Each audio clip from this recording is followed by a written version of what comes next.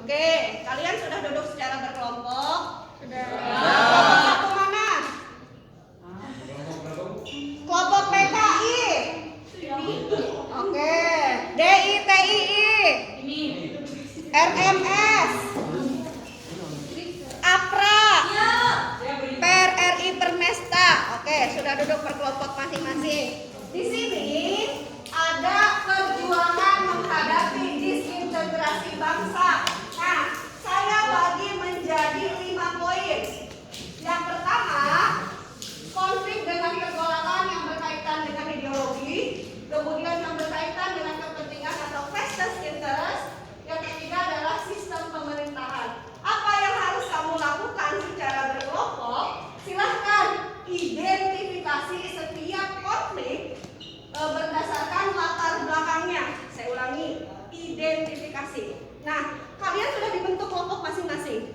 Tetapi saya mau secara general atau secara umum, kamu identifikasi mana konflik yang berkaitan dengan ideologi, konflik yang berkaitan dengan kepentingan, dan konflik yang berkaitan dengan sistem pemerintahan. Misalkan, ini contohkan, yang berkaitan dengan ideologi pertama apa? PKI. Yang kedua apa?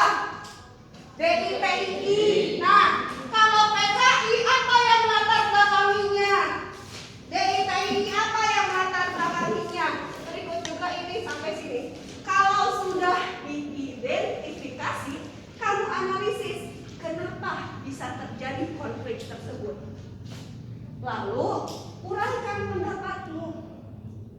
Seharusnya bagaimana? Seharusnya apakah ada konflik PKI? Harusnya ada nggak konflik tersebut? Kalau tidak ada, sebaiknya bagaimana pemerintah itu agar tidak muncul disintegrasi bangsa yang terjadi di tahun 48 sampai 65. Kalau ini sudah selesai, pindah ke sini. Ada kesadaran terhadap pentingnya integrasi bangsa. Kenapa? Ada 2 pertanyaan. Kenapa integrasi bangsa menjadi sangat penting? Kemarin kan, apa sih integrasi itu? Apa sih disintegrasi itu? Nah, kenapa integrasi bangsa menjadi sangat penting bagi kalian atau bagi sebuah negara? Kemudian, bagaimana caranya mewujudkan sebuah integrasi bangsa? Menurut kalian gimana? Oh, Bu, misalkan untuk mewujudkan integrasi bangsa kita harus mencintai seni. Gimana caranya? Tiap hari kita harus mempraktekkan tarian agar kita kenal dengan budaya kita, akhirnya rasa cinta tanah air. Akibat dari rasa cinta tanah air maka kita muncul persatuan. Itu salah satu integrasi bangsa. Kemudian meneladani para tokoh persatuan. Menurut kamu, ambil satu contoh saja. Menurut kamu tokoh persatuan yang patut diteladani itu apa? Misalkan siapa nih? Oh, ternyata Soekarno. Saya senang dengan Soekarno. Kenapa? Uraikan secara berkelompok. Ada pertanyaan? Siapa yang tidak paham? Paham. Oke. Nah, di buku catatan masing-masing kalian buat seperti ini.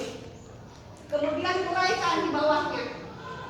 Mana saja yang termasuk konflik di sini, latar belakangnya apa? Tidak dengan tujuan. Beda. Latar belakang dengan tujuan itu beda. Latar belakang munculnya konflik itu apa? Tujuannya itu bagaimana? Tidak usah dengan tujuan, tapi latar belakang. Nanti kita identifikasi. Identifikasi itu apa? Memisahkan mana konflik yang berkaitan dengan ideologi, yang berkaitan dengan kepentingan dan sistem pemerintahan. Silahkan secara kelompok di buku catatan kalian masing-masing.